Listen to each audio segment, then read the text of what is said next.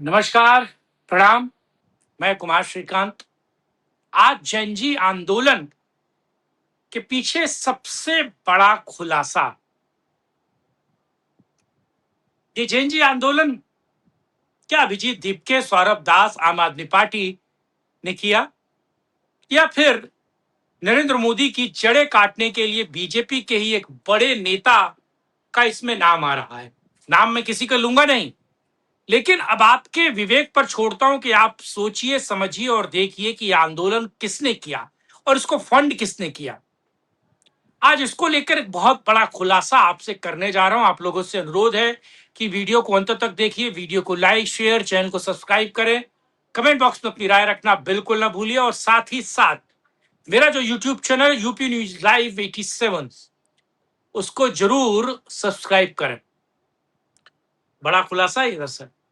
दरअसल आपको पता है कि तीन बड़ी कंपनियां हैं, जिन बड़ी कंपनियों ने फंड किया, जिन बड़ी कंपनियों ने इस जनजी प्रोटेस्ट में अभिजीत दीपके, सौरभ दास और आशुतोष रांका या फिर सोनम वांगचुक के चेहरा चमकाने के लिए इस देश में बड़े पैमाने पर फंडिंग की और इंस्टाग्राम के टिकटोकियों को बुलाकर रील्स बनवाई। और रील्स बनवाने के साथ साथ उन्होंने एक और काम किया कि दरअसल मान लीजिए आप इंस्टाग्राम में आपके 3 लाख फॉलोअर्स हैं, तो आपको उसने 50,000 रुपए भेज दिए और कहा कि साहब 3 रील्स बना दीजिए। आपने 3 रील्स, 3 वीडियो बनाए और आपने उसको हैशटैग करके डाल दिया इंस्टाग्राम पे और फिर उसको वायरल करवाया। उन्हीं लोगों ने, वो तीन बड़ी कंपनियां जिन पर ईडी की रेड चल रही है, जिन पर दिल्ली पुलिस की संयुक्त रेड चल रही है, और ये निकल कर आया कि कैसे अरबों रुपए, करोड़ों रुपए उस पर फाइनेंस किए गए उन कंपनियों को सीजेपी प्रोटेस्ट को हवा देने और बीजेपी सरकार, धर्मेंद्र प्रधान, नरेंद्र मोदी को गरियाने और डिमीन करने के लिए पूरा प्रोपेगेंडा चलाने का काम दिया गया, ठेका दिया गया। उन तीन कंपनियों पर रेड चल रही है। तीनों कंपनियों के नाम इसलिए नहीं ले सकता क्योंकि उससे एक बीजेपी नेता जुड़ा हुआ है, कहा जा रहा है, सोर्सेस कहते हैं। खैर, अब दरअसल बात समझिए।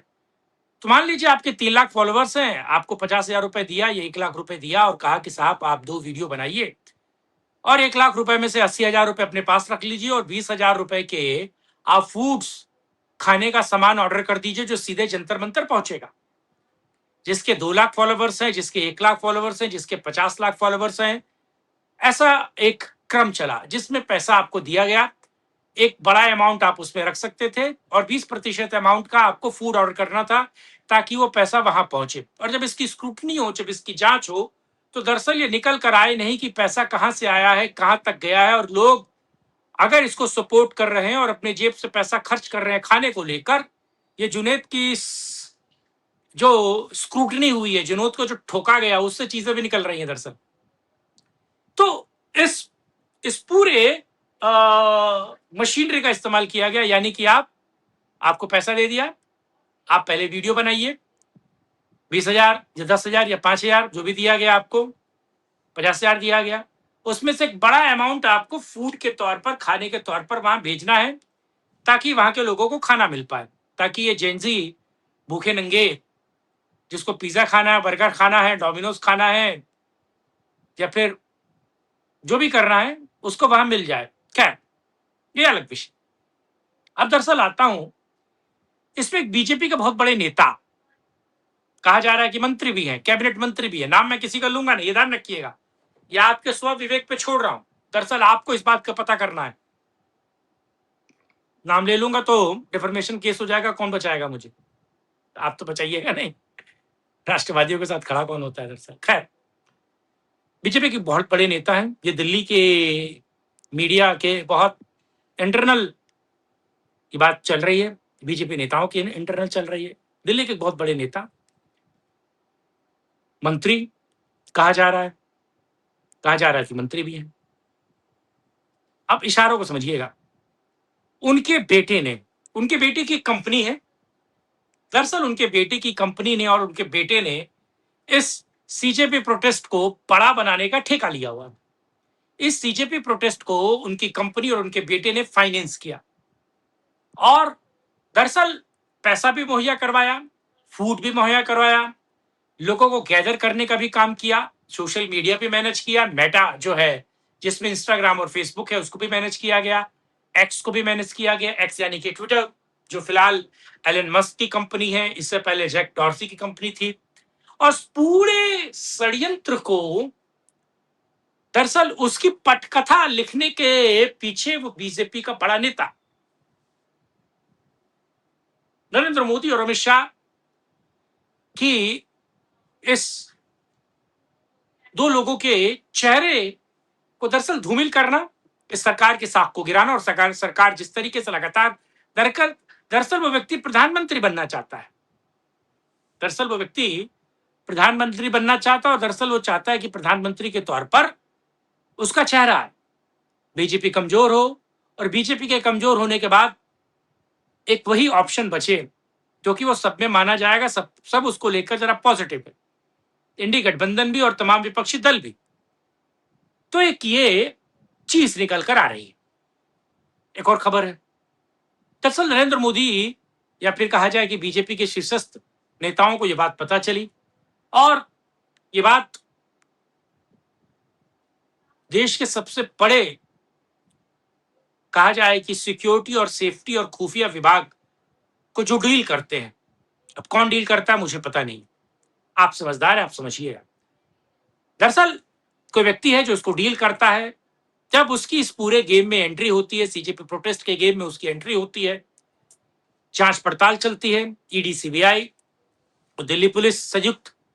आप सोचिए कि 300 से ज्यादा लोग दिल्ली पुलिस के ही इस सीजेपी प्रोटेस्ट के पीछे के गुनाहगारों को ढूंढने के लिए लगे हुए हैं, और इस सीजेपी प्रोटेस्ट के पीछे के गुनाहगारों को ढूंढ रहे हैं, छापेमारी चल रही है, दिल्ली पुलिस, ईडी, सबकी छापेमारी चल रही है, और निकल कर आ रहा है कि दरअसल मुख्य अभियुक्त कौन है, मेन व्यक्ति कौन है, और उसने क्या किया है, क्या नहीं किया है, ये सारी चीजें निकल रही हैं।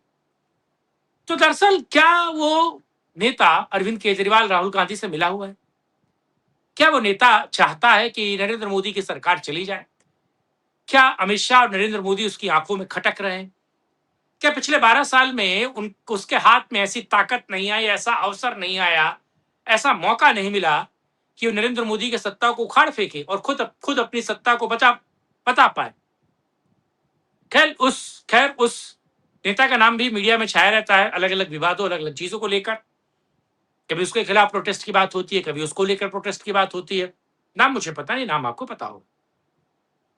तो क्या आप ये भी आप कह सकते हैं ये चंडू खाने की खबर है, ये हवाबाजी है, ये फैलाया गया झूठ है? हो सकता है, होगा भी, सच भी हो सकता है, झूठ भी हो सकता है, चंडू खाने की खबर भी हो सकती है, कुछ भी हो सकता है। लेकिन अगर इसमें सच्चाई है, जिसको लेकर नरेंद्र मोदी अपने मंत्रिमंडल को एक बार फिर रिशफल करने वाले हैं, इस रिशफलिंग के दौरान जो व्यक्ति होंगे, जैसे व्यक्ति होंगे, और मंत्री है, विधायक है, सांसद है, जो भी है, साइडलाइन भी किया जाएगा, नए को लाया भी जाएगा। क्योंकि अगर अब नहीं चेते तो बांकीपुर आपके सामने है, दतिया आपके सामने, और क्या आपके साथ हुआ और क्या कुछ आपके साथ हो रहा है, आपकी कैसे लग रही है। 2 चुनाव आप हार गए, 2 उपचुनाव, विधानसभा चुनाव आप हार गए। दतिया तो हार नहीं था, क्योंकि आप पुराने गृह मंत्री को टिकट नहीं दिया, व्यक्ति स्टेज पर रोता है, फिर खेल होता है। इधर पीके जीत गए, 2 बार आपने अपने चेहरे बदले, तीसरा चेहरा लाए, वो भाग गया, भरत तिवारी का एनकाउंटर।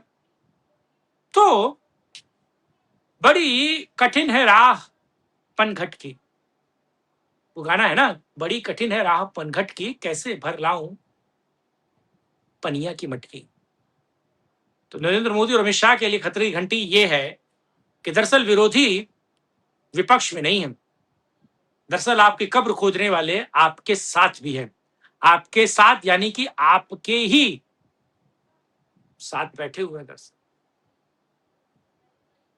और अगर वो इसी तरीके से आपकी कब्र खोदते रहे, इसी तरीके से आपकी लंका लगाते रहे, तो आने वाले दिन आपके लिए बहुत समस्या वाले हो सकते। तो क्या इस रीशफलिंग में, मंत्रिमंडल के रीशफलिंग में, वो मंत्री की विदाई होगी? क्या उसके बेटे और उसकी कंपनी पे कार्रवाई होगी? बड़ा सवाल। बड़ी बात, जवाब नरेंद्र मोदी और इस देश की सुधी जनता के पास। बहरहाल, ये खबर आपको कैसे लगी कमेंट बॉक्स में बता रखिएगा। वीडियो को लाइक शेयर, चैनल को सब्सक्राइब कीजिएगा। तब तक के लिए जय हिंद, जय भारत, वंदे मातरम, नमस्कार, जय श्री राम।